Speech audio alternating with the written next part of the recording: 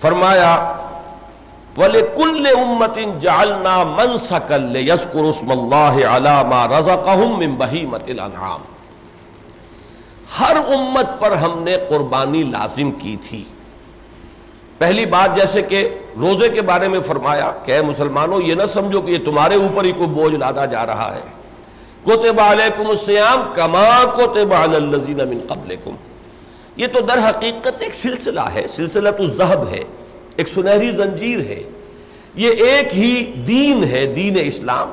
ابراہیم کا دین بھی وہی تھا، نوح کا دین بھی وہی تھا، آدم کا دین بھی وہی تھا، موسیٰ کا بھی، عیسیٰ کا بھی۔ اب اس دین کی تکمیلی شکل ہے جو محمد الرسول اللہ صلی اللہ علیہ وسلم کو عطا کی گئی، الیوم اکملت لکم دینکم واتممت علیکم نعمتی۔ تو اس میں یہ بنیادی چیزیں جو ہیں وہ تمام ان دین کے ساتھ جو شریعتیں دی گئیں، ان شریعتوں کے بنیادی نکات ایک ہی ہیں، تفصیلی احکام بدل گئے، نماز کی شکلیں بدل گئیں، اوقات بدل گئے، روزے کے احکام بدل گئے۔ اسی طریقے سے قربانی جو ہے وَلِكُلِّ أُمَّةٍ جَعَلْنَا مَنْسَكًا، یہ تو ہماری ہمیشہ کا یوں سمجھیے کہ شریعت کا جزو لازم رہا ہے۔ چنانچہ قرآن مجید میں ذکر ہے، تورات میں بھی ذکر ہے کہ حضرت آدم کے دو بیٹوں کے درمیان جو لڑائی ہوئی وہ قربانی ہی پر تو ہوئی تھی۔ استقربا قربانا، جبکہ دونوں نے قربانی پیش کی، فتقبل من احدہما ولم یتقبل من الاخر، ایک کی قربانی قبول ہو گئی ایک کی نہیں ہوئی۔ اور اس زمانے میں ایک شکل اللہ تعالیٰ نے یہ رکھی ہوئی تھی، انسان کا چونکہ ابھی عہد طفولیت تھا، ذہنی اور فکری اعتبار سے ابھی وہ بالغ نہیں ہوا تھا، تو ظاہری چیزیں اور خرق عادت اور معجزات کی بھی وہ شکلیں جو پہلے ہوتی تھیں وہ زیادہ تھیں، جبکہ نوع انسانی جب بالغ ہو گئی تو اب ان چیزوں کو اللہ تعالیٰ نے ان کا سلسلہ بند کر دیا، یہاں تک کہ معجزہ بھی اصل جو ہے وہ معجزہ مانوی دیا محمد الرسول اللہ صلی اللہ علیہ وسلم کو، یعنی قرآن حکیم۔ تو اس زمانے میں یہ بھی تھا کہ قربانی قبول ہو گئی یا نہیں ہو گئی، اس کی علامت ہوتی تھی اللہ کی طرف سے کہ ایک آگ جو ہے وہ اترتی تھی، کوئی شعلہ آسمان سے اترتا ہوا نظر آتا تھا، اور جو قربانی پیش کی جاتی تھی اس کو وہ بھسم کر دیتا تھا جلا کر۔ تو اس کے یہ گویا کہ قبولیت تھی اس بات کی کہ یہ اللہ تعالیٰ نے یہ قربانی قبول کر لی۔ اس طرح ان دو بھائیوں کے درمیان جھگڑا ہوا، ایک کی قربانی قبول ہو گئی ایک کی نہیں ہوئی، تو پھر وہ جو مایوسی اور فرسٹریشن ہوئی اس شخص کو، قابیل کو، اس نے الٹا جو ہے اس کا رد عمل جو اس پر ہوا، تو اس نے کہا لاقتلنک، میں تو تجھے قتل کر دوں گا، بجائے اس کے کہ اپنی کمزوری کی طرف متوجہ ہوتا کہ کیا سبب ہے۔ اور وہاں پر بھی حابیل نے یہی کہا تھا کہ انما یتقبل اللہ من المتقین، اللہ تعالیٰ تو قربانی قبول کرتا ہے متقین سے۔ تم غور کرو تمہارے کردار میں، تمہاری سیرت میں، تمہارے معاملات میں کوئی شے ایسی آ گئی ہے کہ جس کی وجہ سے اللہ تعالیٰ نے تمہاری قربانی قبول نہیں فرمائی، تو اپنی اصلاح کی طرف متوجہ ہو، بجائے اس کے کہ مجھ پر غصہ نکال رہے اور مجھے قتل کرنے کے درپے ہو گئے ہو۔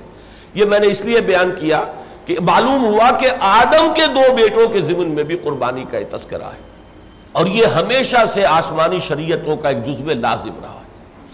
تو فرمایا وَلِكُلِّ أُمَّةٍ جَعَلْنَا مَنْسَكًا لِيَذْكُرُوا اسْمَ اللَّهِ عَلَى مَا رَزَقَهُم مِّن بَهِيمَةِ الْأَنْعَامِ،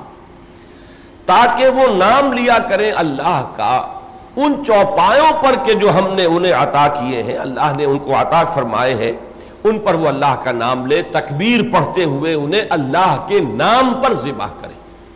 اب دیکھیے یہی آیت جو ہے، یہی مضمون آیا ہے چوتھے رکوع میں بھی، لیکن وہاں اضافی طور پر فی ایام معلومات،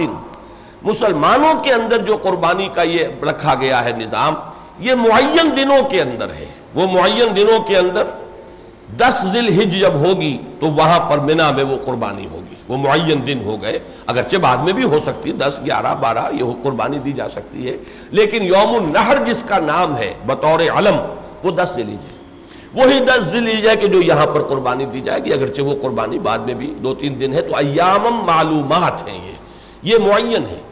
باقی یہ کہ یہ دن جو ہے سابقہ امتوں کے لیے معین تھے یا نہیں تھے،